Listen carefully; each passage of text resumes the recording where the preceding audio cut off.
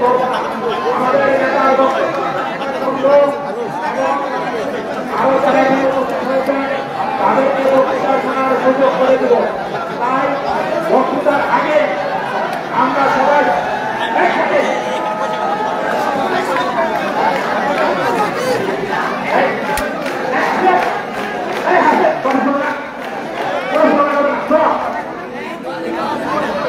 সবাই সাইলেন্ট হয়ে আমাদের বক্তব্য শুনবো। আমরা বক্তৃতার মাঝে কেউ কোনো স্লোগান ধরবেন না। একা বক্তব্য রাখবেন, বক্তব্যের মাঝে কেউ স্লোগান করবেন না। তাই বক্তৃতার আগে আমরা সবাই সবাই বলবেন তো এই বক্তব্যের জন্য নেতার বক্তৃতার আগে স্লোগান এবং নেতার বক্তৃতার পরে স্লোগান হবে, কিন্তু বক্তৃতার মধ্যে আর কোনো স্লোগান হবে না। তাই আমরা সবাই একসাথে একটি স্লোগান করে এখানে বাংলাদেশের কোনো নেত্রী আছে, নেত্রী আছে।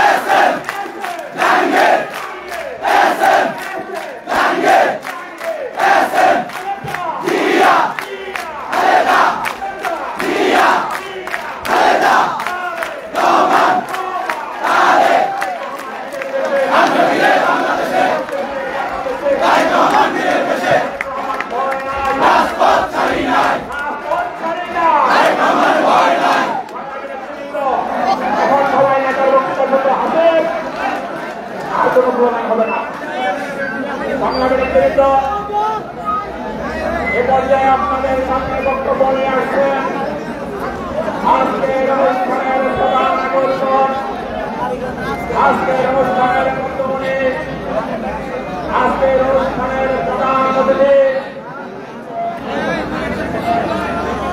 সাবেক ছাত্র নেতা, সাবেক যুব নেতা, বর্তমান ঢাকা মহানগর উত্তর বিএনপির অন্যতম প্রধানমন্ত্রীর যুগ্ম আহ্বায়ক এবং সংসদ নির্বাচনে এবং আগামী দিনের রাষ্ট্রনায়ক জনাব তারেক রহমান এই ধানের শীষের প্রতীক যার হাতে তুলে দিয়েছিলেন আমাদের একটি জনমন্ত্রিত জননেতা, ঢাকা মহানগরের সবথেকে জনপ্রিয় জননেতা, জনমন্ত্রিত জননেতা জনতার একটি জনক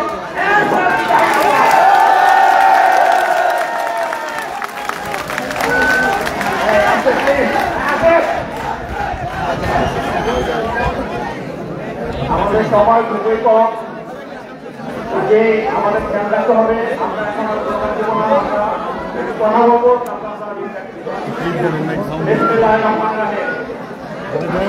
বাংলাদেশ জাতীয় সুরাট থানা পত্রিকা আয়োজিত আজকে আমাদের বিএনপি সম্মানিত ভারপ্রাপ্ত চেয়ারম্যান জনাব তারেক রহমান কর্তৃক প্রকাশিত 2023 সালের 23 জুলাই যে রাষ্ট্রনায়ক আমাদের একটি দফা প্রণয়ন করেছিলেন তা জনগণের কাছে পৌঁছে দেওয়ার জন্য আজকের এই আমাদের প্রচেষ্টা।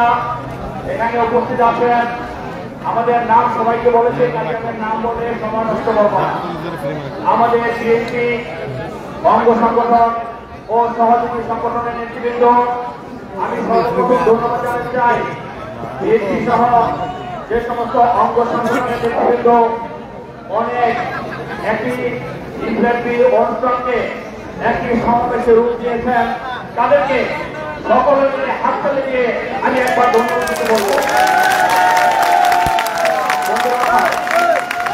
আমি আজকে এখানে যার উদ্যোগে প্রকাশ হচ্ছে সেটা হলো আমাদের মাহমুদ পারভেজ তন্ময় এবং আমাদের এই সাধারণ সম্পাদক জাহাঙ্গীর সহ নেতৃবৃন্দ, আমি তাদেরকে ধন্যবাদ জানাতে চাই, অভিনন্দন চাই। এখানে আমাদের আবুল ভাই নাম বলা হয়।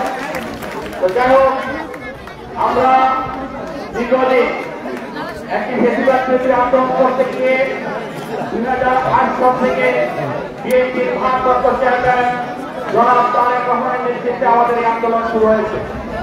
এই আন্দোলনের সফলতা পেয়েছে 2024-এ 5ই আগস্ট। এই 5ই আগস্ট একটি গণঅভ্যুত্থানের সফল করতে গিয়ে আমাদের এই এলাকায় অনেক সন্তানদের জীবন দিয়েছে। তার মধ্যে আমাদের মুক্ত নাইমা ইব্রাহিম সহ অসংখ্য নেতা কর্মী জীবন দিয়েছে। যার কারণে এই আমাদের যে বিজয় যেমন আনন্দ আছে তেমন শোক আছে। আমাদের অনেক প্রাণের বিনিময়ে অর্জিত আমাদের যে গণতন্ত্র, আমাদের যে ভোটাধিকার, সেটা আমাদের পার্টির ভারপ্রাপ্ত চেয়ারম্যান বলেছেন জীবন দিয়ে হলো সেটা আমরা রক্ষা করব। আমি আজকে সর্বপ্রথম তাদের প্রতি সহানুভূতি জানাচ্ছি, তাদের আত্মার ভাষা কামনা করছি, যারা গত এই 2008 সাল থেকে 2024-এর 5ই আগস্ট পর্যন্ত যারা এই দেশে গণতন্ত্রের জন্য আত্মহত্যা দিয়েছেন, শহীদ হয়েছেন, তাদের গ্রহের মাত্রা কামনা করছি। এবং যারা আহত হয়েছেন, যারা জেল খেটেছেন, তাদের সকলের প্রতি সমবেদনা জানাচ্ছি এবং তাদের পরিবারের প্রতি সমবেদনা জানাচ্ছি। আমি বলতে চাই, আমরা বিএনপি জাতীয়তাবাদী দল মানুষের জন্য রাজনীতি করে, দেশের জনগণের জন্য রাজনীতি করে, সেটা আমরা বারবারই প্রমাণ করেছি।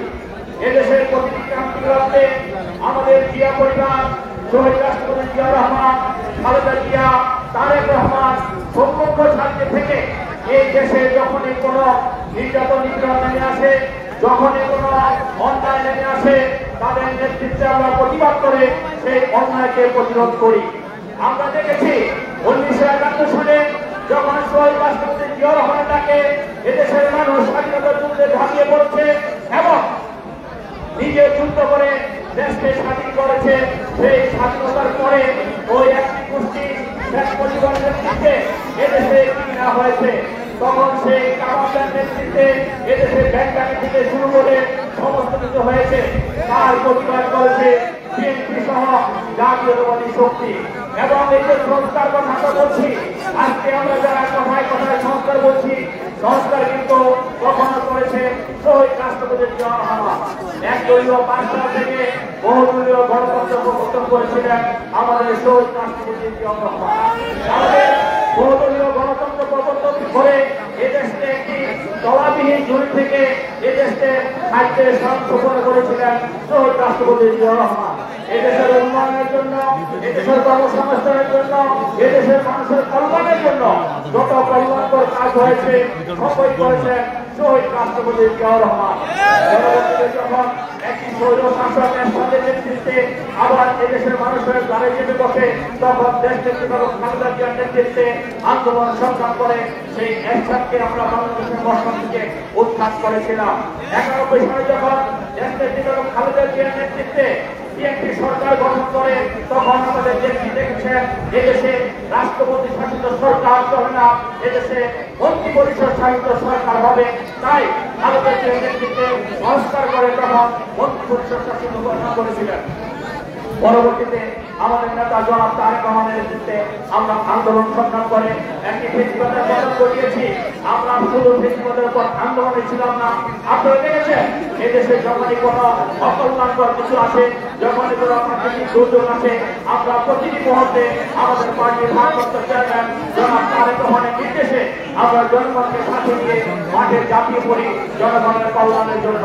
আমি বলতে চাই, আমরা 2020-এ যখন দেখেছি এদেশে করোনার আবির্ভাব হয়েছে, সেই করোনার সময় আমরা কিন্তু আমাদের পার্টির ভারপ্রাপ্ত চেয়ারম্যান জনাব তারেক রহমানের নির্দেশে আমরা এলাকায় কাজ করেছি, মানুষের পাশে গিয়েছি।